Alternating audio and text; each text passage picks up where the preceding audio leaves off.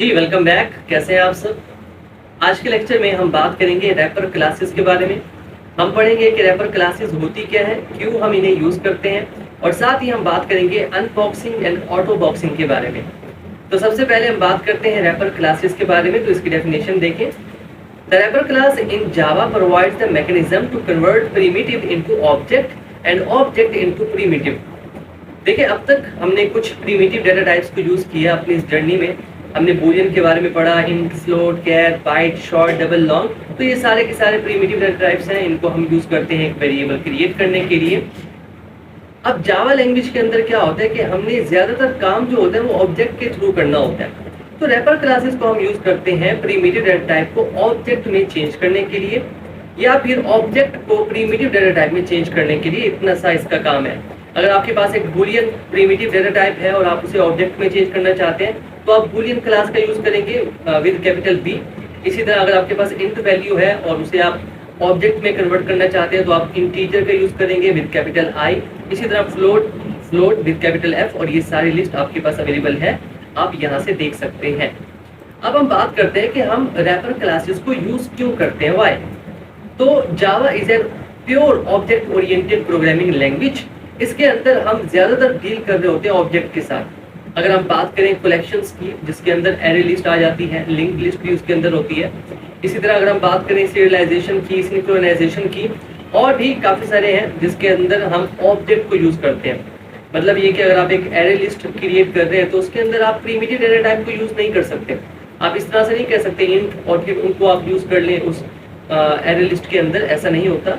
अगर आप कलेक्शंस को यूज करना चाहते हैं, सीरियलाइजेशन को यूज करना चाहते हैं, तो पहले आप प्रिमिटिव डेटा टाइप को कन्वर्ट करेंगे ऑब्जेक्ट में, उसके बाद आप उसे यूज कर सकते हैं। अदरवाइज आप उसे यूज नहीं कर सकते।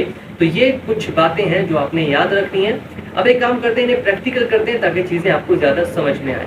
अब इस कॉन्सेप्ट को समझने के लिए सबसे पहले हम एक प्रिमिटिव डेटा टाइप क्रिएट कर लेते हैं। तो इंट, उसके साथ ए, और इसे वैल्यू असाइन कर देते हैं 25। अब ए एक वेरिएबल है और ये एक प्रिमिटिव डेटा टाइप है इंट। अब इसे हमने क्या करना है, ऑब्जेक्ट में कन्वर्ट करना है। तो क्योंकि हम यहाँ पर इंट यूज कर रहे हैं तो इंट के लिए हमारे पास होती है इंटीजर रैपर क्लास, इंटीजर। उसके बाद वेरिएबल का नाम आप सेट करते हैं, जो भी आप सेट करना चाहें। मैं यहाँ पर आई सेट कर देता हूँ। उसके बाद दोबारा से इंटीजर डॉट, और फिर हमारे पास एक मेथड होता है वैल्यू ऑफ, हम उसे यूज करेंगे। वैल्यू ऑफ किसकी वैल्यू, हम ए की वैल्यू को कन्वर्ट करना चाह रहे हैं रैपर क्लास को यूज करते हुए ऑब्जेक्ट में। तो इस तरह से आप क्या कर सकते हैं, एक प्रिमिटिव डेटा टाइप को एक ऑब्जेक्ट में कन्वर्ट कर सकते हैं। एक काम करते हैं, इन दोनों को आउटपुट में देखते हैं। ऐसा आउट का यूज करते हैं। यहाँ पर हम देखना चाहते हैं एक प्रिमिटिव को, प्रिमिटिव, और प्रिमिटिव था हमारे पास ए वैल्यू के अंदर। इस तरह से दोबारा से एस आउट का यूज करते हैं और यहाँ पर हम यूज करना चाहते हैं रैपर। ओके, रैपर क्लास को यूज किया हमने यहाँ पर क्लास, और इसका आंसर है वेरिएबल आई के अंदर। तो इस पीस ऑफ कोड को एक बार रन करते हैं। तो यहाँ पर देखें आउटपुट में हमारे पास ए की वैल्यू है 25, और जो हमने चेंज कर दिया, एक ऑब्जेक्ट क्रिएट कर दिया, उसकी वैल्यू भी है 25। तो वैल्यू चेंज नहीं होती, इसकी डेटा टाइप चेंज हो जाती है। यहाँ पर ये एक प्रिमिटिव डेटा टाइप है और यहाँ पर अब ये चेंज हो चुका है एक ऑब्जेक्ट के अंदर। इसको लिखने का एक और तरीका भी है जो कि काफी सिंपल है, वो मैं आपको लिख के बता देता हूँ। सबसे पहले आप यूज करेंगे इंटीजर, उसके बाद जो भी वेरिएबल का नाम आप सेट करना चाहते हैं, मान लो मैं जे सेट करना चाहता हूँ, और फिर आप यहाँ पर लिख दें ए। इस तरह से यहाँ पर हमने इंटीजर, फिर डॉट वैल्यू ऑफ लिखा, फिर वेरिएबल का नाम लिखा। यहाँ पर हम सिंपल ये काम कर रहे हैं। तो इस कॉन्सेप्ट को हम कहते हैं ऑटो बॉक्सिंग। ऑटो बॉक्सिंग मतलब ये कि ये वाला जो काम है ना, इंटीजर डॉट वैल्यू ऑफ, ये काम करेगा कंपाइलर हमारे लिए। तो इसलिए हम इसे कहते हैं ऑटो बॉक्सिंग। सिंपल सा मेथड है, ज्यादा इसका कोई लंबा चौड़ा कॉन्सेप्ट नहीं है।